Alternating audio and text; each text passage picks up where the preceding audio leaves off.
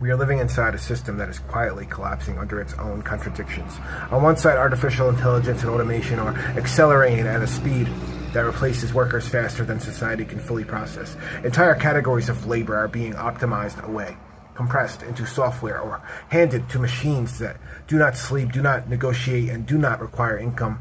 But on the other side, even where jobs still exist, access to them is being tightened through increasingly restrictive hiring systems. It is no longer just about whether work exists. It is about whether people are ever allowed to reach it in the first place. We have built an economy where opportunity is constantly advertised, but simultaneously filtered through layers of exclusion, automated screening systems, rigid experience requirements, personality assessments, background filters, and hiring pipelines that eliminate candidates before a human ever evaluates them. So people are not just being displaced, they're also being filtered out. When people are filtered out of work, they are not just losing jobs, they are losing income. And when income disappears at scale, something deeper breaks: consumer demand. Because workers are not just labor inputs, they are also the foundation of economic circulation. They are the people who buy goods, rent apartments, support small businesses, and keep local economies alive. So what happens when automation reduces labor demand?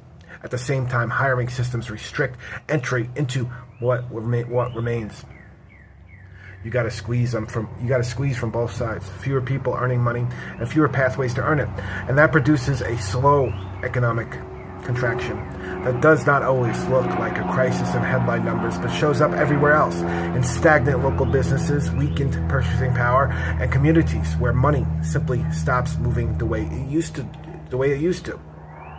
Companies say they need customers, but they are also participating in shrinking the number of customers through wage pressure, hiring restrictions, and excessive gatekeeping of labor access. That is the contradiction at the center of the system. Productivity rises, but participation shrinks. Efficiency increases, but economic access narrows. And then people are told the issue is personal failure, that they did not qualify, did not fit, did not pass the filters of the system designed to eliminate uncertainty rather than develop human potential. But the deeper reality is more structural than individual. We are replacing human labor with machines while simultaneously replacing human judgment with rigid screening systems that reject people before they are even seen. That combination does not produce stability, it produces pressure. And when pressure builds without release, it spreads across the entire economy, not just in unemployment numbers, but in reduced demand, weakened mobility, and shrinking opportunity. The warning is not just about automation, it is about a system that is closing participation faster than it is expanding inclusion.